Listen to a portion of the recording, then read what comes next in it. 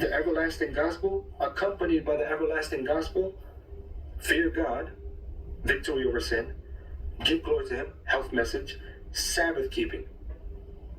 Okay. Oh, you know what else is part of the everlasting gospel? What's connected to the everlasting gospel? It says there, fear God, give glory to Him. Why?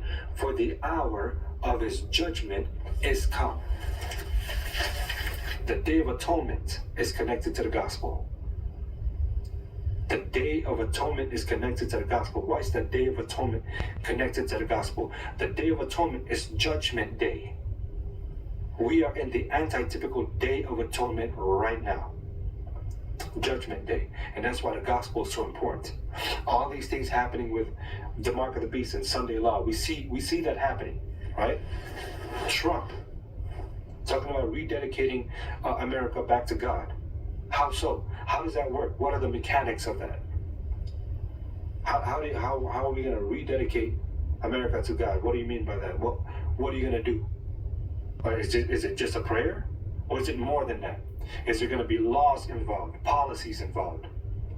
Because if you bring policies into Christianity, then you have yourself the image of the beast.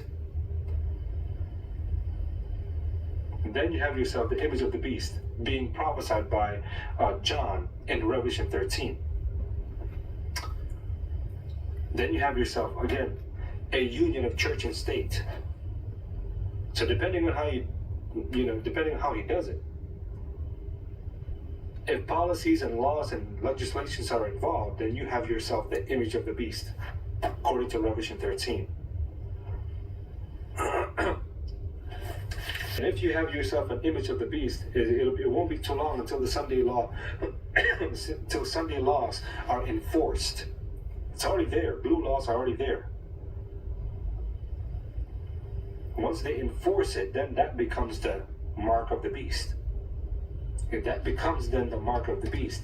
And this is why the judgment, or the investigative judgment, or the Day of Atonement, is connected to the gospel.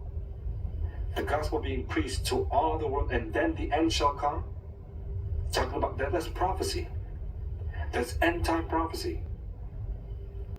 And that becomes then the mark of the beast. And this is why the judgment, or the investigative judgment, or the Day of Atonement, is connected to the gospel. The gospel being preached to all the world, and then the end shall come. Talking about that, that's prophecy. That's end time prophecy. And it says there that the Day of Atonement, or Judgment Day, Judgment Day is connected to the gospel. Why so? Because that time is coming where everybody's going to be judged. Either you're going to worship the beast or worship God.